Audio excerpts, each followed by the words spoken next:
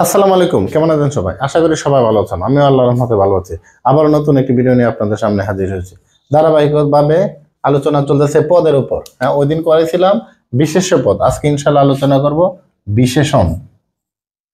বিশেষণ বিশেষণকে সংক্ষেপে লেখে বিন। বিশেষণ পদ। আচ্ছা, বিশেষণ নিয়ে যদি আমি কথা বলি, বিশেষণ জিনিসটা কি?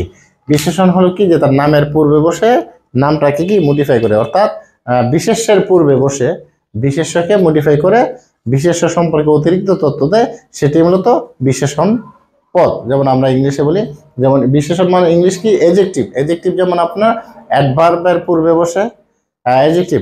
এডজেক্টিভ যেমন আপনার নাউনের পূর্বে বসে নাউনকে মডিফাই করে, ঠিক এডজেক্টিভের আমরা কি বলতে পারি, অনুবাদ বলতে পারি বিশেষণ। বিশেষণ পদ কি প্রাথমিকভাবে দুই প্রকার, কি নাম বিশেষণ, ভাব বিশেষণ। বিশেষণে দুই, কি বলছি, নাম বিশেষণ, ভাব বিশেষণ। বিশেষণে দুই, তার মানে একটা কি নাম বিশেষণ, নাম বিশেষণ। বিশেষণের সংক্ষিপ্ত রূপ কি বিন। আর হলো কি ভাব বিশেষণ, ভাব বিশেষণ। নাম বিশেষণ কি নামের পূর্বে বসে, আমি যদি বলি ভালো ছেলে, এই যে ভালো ছেলে, ছেলের পূর্বে বসে ছেলেটাকে কি মডিফাই করছে। আমি যদি বলি সুন্দর বাংলাদেশ, এই যে বাংলাদেশের পূর্বে বসে বাংলাদেশকে কি মডিফাই করছে, একটা বাংলাদেশের নাম। আমি যদি বলি এরকম যে দামি পেন, হ্যাঁ, বা দামি কলম, এই যে আমি যদি মন্দ লোক, মন্দ লোক, এই যে লোকটির পূর্বে বসে লোকটি সম্পর্কে ভালো মন্দ প্রকাশ করছে, এটি মূলত নাম বিশেষণ। আর ভাব বিশেষণ কি, ভাব বিশেষণ চার প্রকার। কেমনে? নাম বিশেষণ, ভাব বিশেষণ, বিশেষণের গুণ।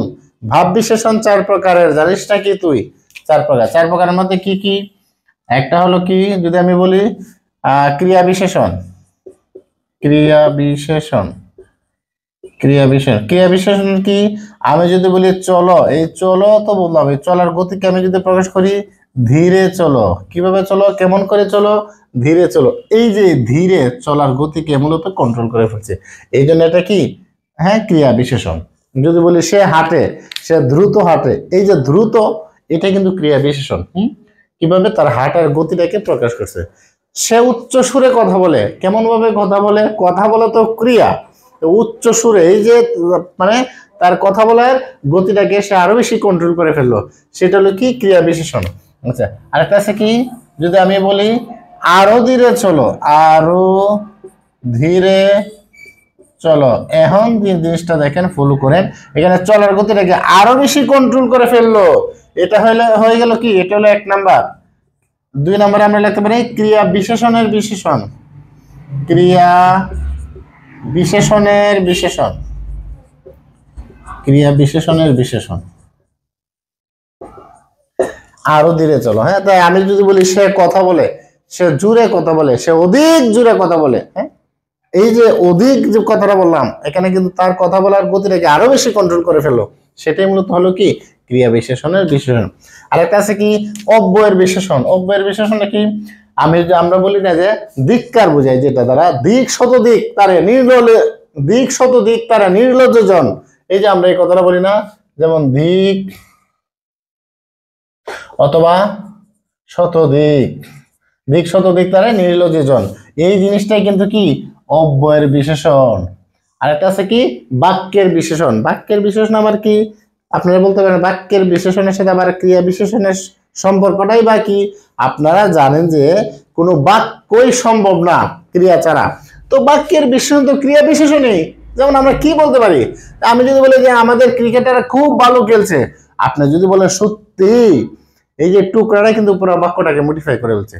যদি বলে আমাদের দেশ উন্নতির দিকে যাচ্ছে, যদি আপনি বলেন বাস্তবে কি, এই যে বাস্তবে কি কথাটা কিন্তু পুরো সেন্টেন্সকে এখানে কি মডিফাই করছে, বিশেষায়িত করছে।